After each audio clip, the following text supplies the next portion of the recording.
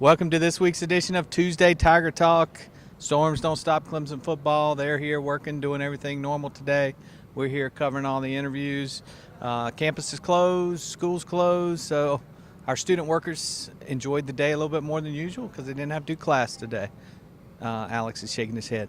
All right, Gavin, let's start with you. What's some things you heard from Coach Sweeney's press conference today? Well, the big thing, in my opinion, was Dabo talked about the running back rotation, kind of laid that out again at this point after 2 games where we stand there. He was asked if he wants to start settling on a lead back and trying to determine the guy at running back, and he said right now it's a week by week thing that they're going to have to look at the running back rotation. It's a week by week. It's a game time decision, Dabo said. He said every rep, every practice matters. They're going to continue to evaluate these guys as they go throughout the games. And he talked about how last week the way the game went, they only ran 60-something plays. They want to run 85+, so they didn't have enough touches to even go around to get a true evaluation of those running backs last week. And so he mentioned that he wanted to get a better look at those guys, and they're going to continue to evaluate things. He talked about why Travis Etienne didn't play. He said they just weren't ready to throw him out there last week. First big game of his career. He said they just weren't ready, but Dabo continued to praise Etienne and he said he's going to be an unbelievable prospect. He said he's going to get his snaps as the season goes along. He said it's just up to him to prove that he's just to prove it and take advantage of those opportunities when they come. So continue to look for Etienne to get into the mix in the running back rotation, but just as last week he just wasn't ready, they said. But right now, Dabo said there's just no separation right now. There's 3 guys, Adam Choice, Tavian Feaster, and C.J. Fuller, that he feels each are capable of starting and deserve to get reps. So they'll be continuing to get the majority of the carries right now, but Etienne's coming along, and he's going to be a fun one to watch as the year progresses.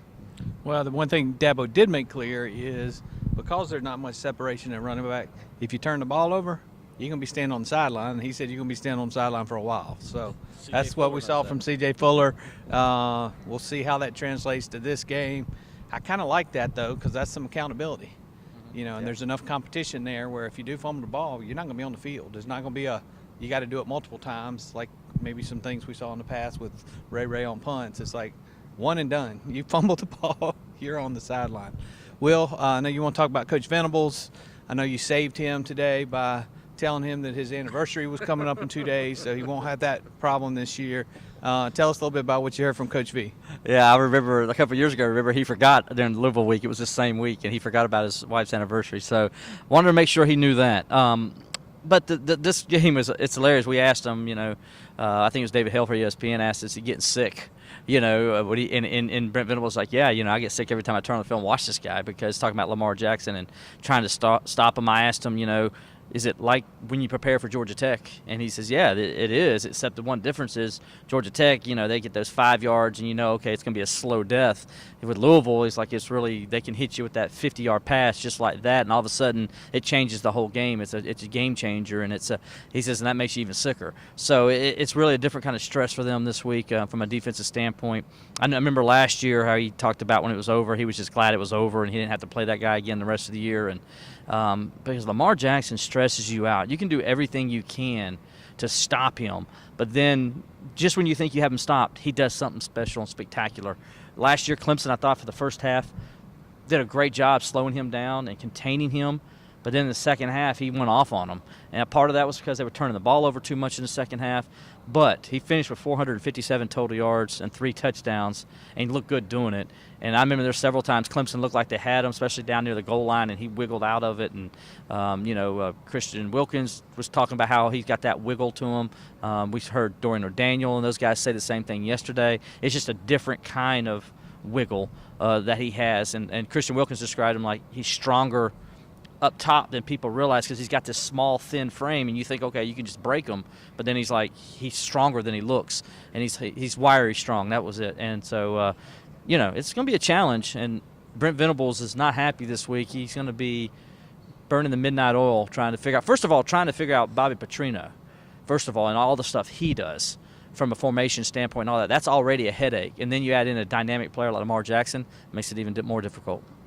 Yeah, and Coach Venables talked about how the players, when they were showing the videos, they were all kind of mumbling back there and stuff. So you could tell they had Lamar Jackson has their focus. Last year, as you said, he stopped him. Good job in the first half, and he kind of got momentum. That's one thing that scares me a little bit about going on the road. If he gets in that zone and gets that momentum, and he's got the home crowd behind him, be a little bit different challenge than what Clemson saw here last year. As you mentioned, Clemson shot themselves in the foot 3 times in the 10 or closer to the end zone. They turned the ball over.